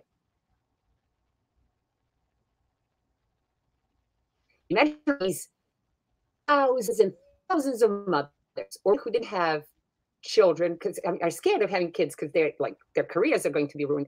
Now would say, "Oh my gosh, I can take a year off to actually take care of my baby without pressure." If all of these women took a year off, what would America look like? Like I can't even imagine. Yeah, but you're asking, like, but that's the thing. Like, those are good questions to ask. Right. I would, but and furthermore, I think are necessary. I think we live again. Yes, they are. We're gonna shift away from this because again, we've talked about this enough, I think. But as we'll get back into like your stuff here real quick, and that's this, sure.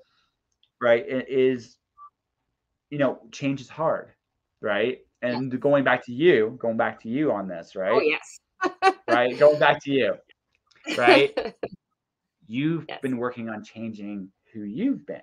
And one of the things about change, the nature of change is it's hard because you got to take, you have to take the assumptions and presumptions that you had.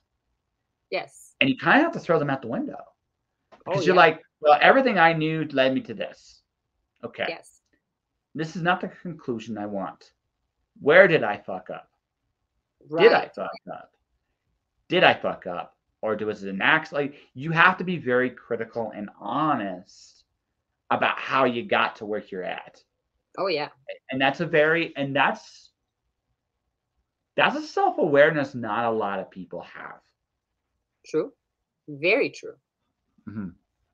I agree with that. Mm-hmm. But using me as an example, mm-hmm. It's obvious that self-awareness is not always enough.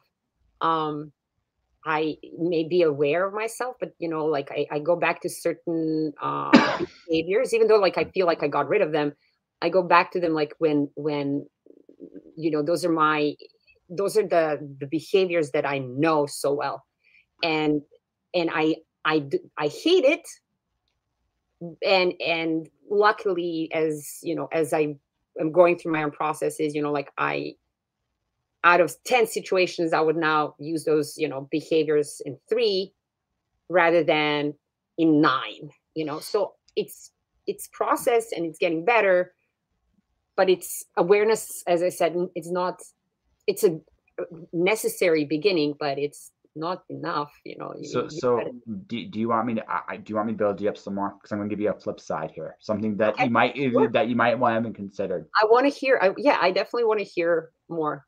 So here's the flip side to going back to, okay, fear and familiarity are comfortable things. We've already said rule 8 is to stay uncomfortable, and that fear is a door. But I'm gonna play devil's advocate for just a second because I think this might make this easier / the thing is, right? Your strengths come from as much of your flaws, right? Right, with another flaw, and those flaws that you have enable your voice, enable your character. There's always going to be a little part of you that remembers the bombing in Serbia, and if I were to again going one more step here, right? I'm sure you were with people you loved, but at the same time, there were times you probably felt utterly alone. And I'm willing to bet that time, again, the footprint musician, I think that's what I'm going to call you, right? And that's right. But there was a time when you wish you had someone to carry you up. And so when you do and you sing and you do this and you go back to these old things, that's the place it comes from. True. Right? Yes. So so not, and also you're 46. You don't look 46. You look at least 15 years younger. When I saw Whoa! you, yes. Oh, wow. No, I'm serious. Like I'm serious. Like you got like you, my guy, like you 10 years, dang. Like your husband's a lucky man. So, but yeah. Single mom here. Okay, okay. Yeah, yeah, all right. Any significant others have been very lucky men. That's all we're gonna say. We'll leave it at that. But that all said, and I gotta blush. That's awesome. Um, Definitely. that's awesome. Um, but the thing about that is, right? Okay, I am obnoxiously loud. I can be an asshole. And I'm just being very honest about my as personal assessment as a human being. I have my flaws. Right. Now, some of that aggression, that charisma, that the drive is a positive. It's not a negative. It allows me to do certain things that other people would never consider. That isn't always good, mind you. Again, like everything has its good and its bad. Right. Right? So again, there's a part of you that goes back to familiar, fearful habits you want to break. Oh, yeah. But there's another part of that. There's another part of that though that um it allows you to find compassion for people that have been in similar situations. You understand those fears because you've experienced them yourself. It has given you empathy. It has given you kindness. It has given you strength. So right. So, and again, I'm just playing devil's advocate a little bit. I'm not saying the desire to change and But grow and it's be still better true. shouldn't be. Right. No, Right. no, I Right. mean, yeah. Yeah. It's just an honest look at yourself. And also, again, maybe the last thing about everything I've said to you tonight, don't criticize yourself so hard. Right? Don't criticize yourself so hard. You're not going to Right. win every battle. You're not supposed to. You're not. You're not. You know what? There are some things I do. I think I'm an idiot sometimes, right? I can totally be honest with that. I'm an idiot. Sometimes I lose. Mm. But then sometimes those very qualities that made me lose make me do these amazing things in other places. Right. Judging myself is the one thing I try. Like that's the thing I try not to do. Again, I'm not saying my shit don't stink. Of course it does. Right? but what I remember too is, am I doing the best I can? If Mm. the answer is yes, and I'm doing everything I know how to do the things I'm supposed to do, Mm. it's one of the things I've taught myself. It's okay to take a defeat because if you've done Right. everything right, if you've done everything you know how to do, right? If you've done everything you know how to do, and it's still not going to work out sometimes. Sometimes you're just going to fall short, and Yeah. sometimes, oh my god, what the fuck was I thinking? Why did I even try this? Oh, gosh. Sometimes that is going to be the result. But then Yeah. sometimes, Been there a lot of yeah, times. yeah, yeah, yes. But then sometimes you're gonna be like this.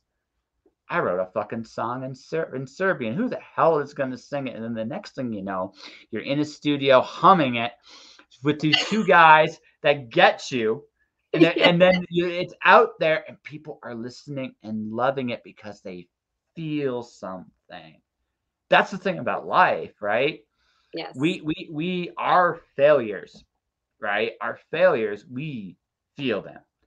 Our successes, we take for granted. Something one of my last favorite little quotes is, it's not our darkness that we fear, it's our light. It's not that we are weak, it's that we are powerful, that we can do things. And deep down, we know it. And we're Mm. terrified a little bit of what we can do. So it's easy then to dismiss ourselves, because if we do that, the expectations we have for ourselves can lessen. The problem with that is when we do that to ourselves, right? We lessen ourselves. Miss Natalie Dime, my friend, the medical musician, rock star footprint, right? You're an amazing human being. And I hope you keep that. If nothing else from this conversation sticks with you, it's this. Don't judge yourself so harshly. Give yourself permission to fail. Give yourself permission to be the absolute best with whatever you choose to do in life. No matter what it is, where you go, how you get there. Give yourself permission to fail. Because the moment you give yourself that permission, you will succeed in ways you never imagined. I don't make you any promises about where you're going to end up, because who the fuck knows? I can't tell you that. I'm not that kind of prophet. Again, I'm half crazy, not all crazy. But what I will tell, but what I want for you and for everybody that comes on my show is this. I want you to look at everything you did, everything you tried, win, lose, or draw, and say, I did my best. No regrets. Mm. Because if you did that, you win. You will win no matter where you end up. You will win. I humbly thank you for these words. Yeah. Sincerely. Go have a drink, Dakota. Yeah, that's it. If you can do that, you win. No matter what it looks like on the outside, fuck that. You did everything you knew how to do to the best of your ability. That is all anybody can ask of you. Anybody. So what I'm telling you is ask that of yourself.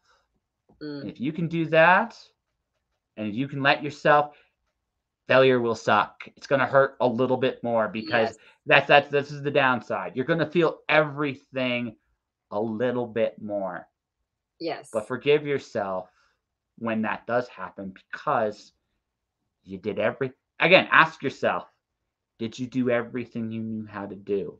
And if the answer was yes, there was nothing else you could do. You can accept the rain falling. It's when you just hold yourself back so you don't feel that brunt of failure and you fail, that's when it eats at you. That's when it does. Because deep down, you know you can be better. And that's when it hurts. Really hurts. The rest you can live with. That's very true. Yeah. Everything you said, you're right, and you said it really eloquently and to the point. And I greatly appreciate those reminders and those words, because I have tendency of losing myself in day to day, and then I kind of lose the forest and only see the trees. And you have to have moments of seeing both. Sometimes you need to look at the forest, but you also sometimes need to look at the trees. Like you can't just looking at one way. So I greatly appreciate your words and everything you said right now. Yeah. Well, I'll see if I can make you blush just a little bit more. Oh my gosh. Is that a just point of this show? Well, no, the point of this show is we got to know you. And I think we did a really good job getting to know you. You're a mom of 4. Shit, you're tough, right? You survived some incredible things to get to where you are. You made a little miracle happen with your very first song when you came to America. That is amazing. Like that's an amazing story. Never ever doubt that. Like that's incredible, right? You still make music after all this time. I would bet that younger Natalie would look at you and go, how did I do all of these things? 100%. Right. So here's the last thing, and then we're going to plug your shit because we need to plug your stuff. But it's this. So I'm going to give you, so I have 9 rules of success. Let me give you the first 5. And I gave you 8. I don't think the rest of them matter, but I think the first 5. Rule 1. Okay. Show up. I don't think you have a fucking problem with that. Rule 2. Okay. Do your shit. Do your shit. Whatever that is. I think for the Right. most part, you don't have a problem there. I cannot see you quitting. Number 3, don't quit. I can't see it. I personally, I can see you getting tired and needing a nap, but I can't see you Oh quitting. yeah. Right? 100%. Yeah. Yes. Rule 4. This one's a little tricky. I'm going to explain this one. The Mhm. rest is rain. So here's the thing. I mentioned this earlier. You can do absolutely everything. This is the paradox of success. You can do absolutely everything right and still fail. Oh yeah. Consequently, if you don't do those steps for success correctly, you are guaranteed to fail. Mm. Success is a bit of a roulette wheel, but your job is to give yourself in the best position possible to succeed because inevitably you will, right? Right. That's how this works. Rule 5, because this is the one I think you break. Get out of your fucking way. So you're an Everybody incredible. says that, and I. Yeah.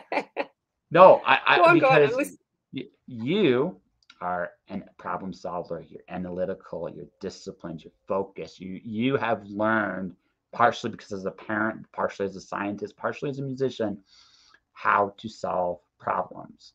But someone like you will overthink, especially when it comes to herself. I should do this, I should do that, I Always. should do this, I should do that, blah, blah, blah, blah, blah, blah, blah, blah, blah, blah, blah, and then you get yourself in like a tizzy, and then you do nothing.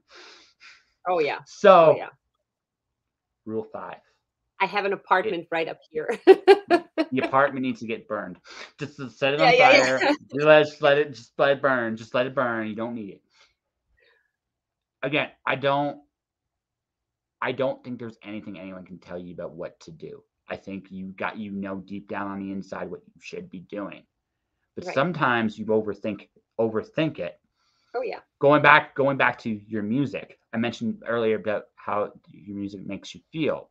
I wanted you to put that in thought in your head because when this conversation is over, I hope down the road you think about when you advertise you, Natalie Dime, the musician, that you are thinking about those things you want people to feel about your music and then present your music in that light and tell that story. Because if you do that, people will gravitate towards you. You have an amazing voice. You're Oh, awesome. thanks Yes. so much. Yes. Yeah, you're awesome. And don't doubt the power of your words and how you make people feel. Thank But what you. you need to do is just trust that. Be honest about what you do and trust it. I'm sorry this feels like a therapy session at this moment in time, but No.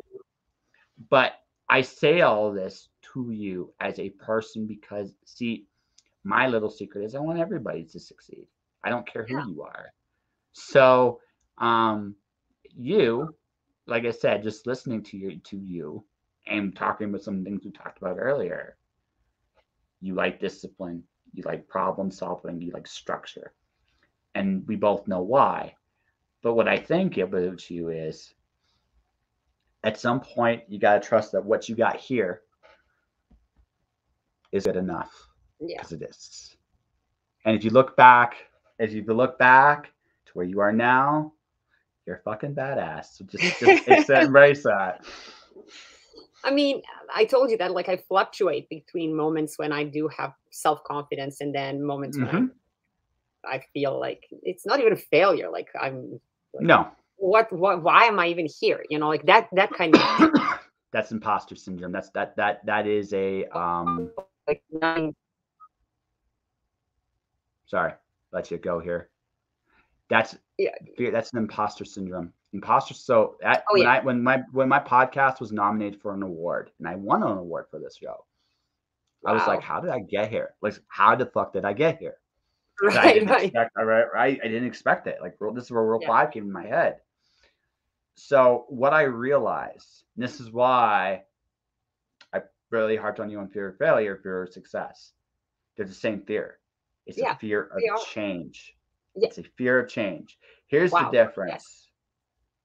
Fear of failure is the failure that you're going to be in the exact same place you started. Yes. Fear of success is you're going to go to somewhere completely different. Right. Right. So if you're more scared, more people, believe it or not, most people are more scared of success than failure because failure is familiar. We've all fallen off the bicycle. We've all Yeah. slipped and fall on a banana peel. Part of life, right? You're gonna slip and fall. You're used to that. It's part of the deal. So here's the but fear of success as you imagined it, right? Um, that's cool. I'll put that up there, but in just a second. But here's the thing, right? You have to realize that those two fears are the same fear, and you can't be Right. afraid of where it might lead you, because if you truly want something different, and by the way, there is no crime in whatever you want. There's Hmm. no crime in it. But if you truly want something different, if you want your music to touch the people you want it to touch, you're going to have to venture into different places. That, Oh, my yeah. dear, will entitle that will entitle success, whatever that looks like for you, Right. right? Right. You know, so that's the thing. Like that confidence, that fluctuation, is that going into the unknown. What Yes. I think, right? So, Miss Natalie, my sincere hope for you is the next time you see yourself into the unknown, remember what I said: fear is but a door.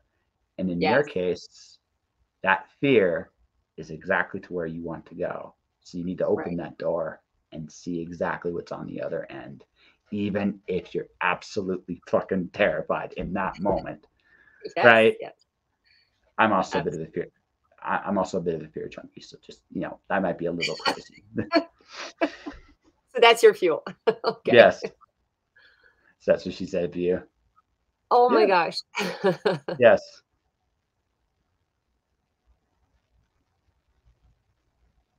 Yeah. Those are good rules. Yes. Those are really good rules. Yes. And Dakota is a person who's genuine. Yeah. He talk often, and so everything he says he sincerely believes, and applies. And it's always wonderful to hear people like you or him, who are genuine. It's like you walk the path that you're talking about. Oh um yeah. because there are people out there, like, I mean, why I don't talk to people like that is because, even as you said, like, a lot of it I know intellectually, but I don't always feel it in my gut. You have to understand, like, the school that I applied for, so they get a lot of applicants, and then they choose 25. I've been sitting on the fence for 6 years with that school, and I was always feeling like I'm not ready. I'm not ready for whatever reason. There were every possible reason you can come up with. For me, at one point or another, that was a reason why I shouldn't apply yet. And then, um, in December, a friend of mine. No, that was actually in September. So in September, I have this thing that I do. It's called Take a Man on a Date, uh, September. So I this year I took 3 people on a date, and 2 of them were virtual dates. We were just talking. It's not about dating. It's about just Mhm. making people feel special. So one of them is actually a friend of mine whom we didn't talk in a while. He is a producer from India, and he's a really, really good person. And he told me about his process of applying to that school, and how, after he did an interview, he also talked to me about it. I was like, you know what? Enough waiting. That was like a moment when I was like, you know what? I just have to do this. I am when, if not now. Like, if in 6 years things didn't come to a point where I can say, yeah, I'm ready, like, then that means that I am ready. I just have to do it. I just have to apply. And so I applied. At first, I thought that they would never, call me for an interview, and they did. And I did an interview, and I felt like an interview went really well. But I also had to do audition, and I thought that I was going to skip that part so nobody can listen to me while I'm singing raw. I still have performance anxiety, but I did the audition, and I sang. I just put a beat on my computer, sang without any changes to my voice, no effects of any kind. um, it was just me singing, and I recorded it on my phone. Okay. and I sent it to them. It was my version of Lonely Boy. I like really stripped it down and made it bluesy and jazzy kind of thing. And then when I got a letter, I was in shock. To be honest, I cannot believe that all the people that all the applicants, they chose me as one of them, and I am very happy that I did push through that fear. So those are the moments when I do push through the fear, and then there are moments when I'm like, yeah, like everything I'm doing is wrong. Congratulations. You're a human being. It happens to us all, even me. Like it happens to us all. I just try to kick myself really hard when I realize I'm doing that. Like really hard. Like, bang! Yes. What are you doing? Yes. You're right. You're right. Yes. But That's right. so I don't win every battle, and nor does anybody. But the fact is, you're still battling, Right. and the fact is, I really want to hear. Do you have a copy? Do you still have that recording? Of course I do. I have it even in my computer. I do have it. Okay, so I'm gonna have a request when we get off the air. Actually, with that song, Okay. I have a request. So Sure. yeah, because I think he'd say yes. I can't do it on Twitch because Twitch, as much as I love them, has a different thing. But yeah, no. So Natalie, I think you're awesome. I really enjoyed this. How about you? Absolutely. It was definitely a lot of fun. And I feel really enriched by this conversation. So, Well, thank you. Thank you so much for inviting me. Oh, I'm so glad. Like I said, I forget where we met. But I'm glad I met you. Yeah. I think we met through Dory. Mm-hmm. She invited me to her podcast, and I think that you interviewed her shortly after my interview with her, and I think that that's how kind of we got to know of each other. I can't tell like what happened afterwards, but I know that this is the first time I heard of you through Dory. I remember that. Yes. Yeah, I interviewed Dory. I interviewed her, and I gave her different advice because I gave you. Yeah. Give her different advice. People, yes. Yeah, so she's good. She's good people. She really is. Yes. Agreed. Yeah. Well, thank you. Well, thank you, Dakota. So, but what I want to say is good luck with school. Good luck with your music career. And like I said, when this is all over, where if you do decide to ever perform somewhere up in Northern California, maybe I'll sneak across the border and I'll come listen to you play because that'd be cool. I want up. Actually, was my plan for year to take my son for his birthday. Like every year I take him somewhere that this is what he enjoys. He prefers experiences, so every year we travel somewhere, and I really wanted us to go to Vancouver this year. Sadly, the borders are still not yeah, they're still a little nuts. I will let you know for sure. Well, that's going to be a thing to do. I'm dual citizen, so I can, regardless of what the rules are, I can cross anytime I want. So, yeah. So, I mean, it might not, and it might be feasible for me someday just to go right across the border and go, where are you? And you'll be like, I'm in California. Whereabouts? And it's like, just please not LA. Just please not LA. Yeah. But yeah, no, you were great. So what you should be doing now is you should tell people where they can find your music, where they can find you, and then we'll wrap the show up properly here. Like the simplest answer is any streaming platform that you use. Most of my music is there. There's one song only from my repertoire right now that is only on SoundCloud. That was a song I did a few years ago that I really love, but that one is only available through SoundCloud. The rest of my music is literally any platform where you listen to music. And I also have songs that I wrote for other people, which sadly is probably not uh, showing up as credits, but you can find them on Is my that you? SoundCloud. Yes, definitely.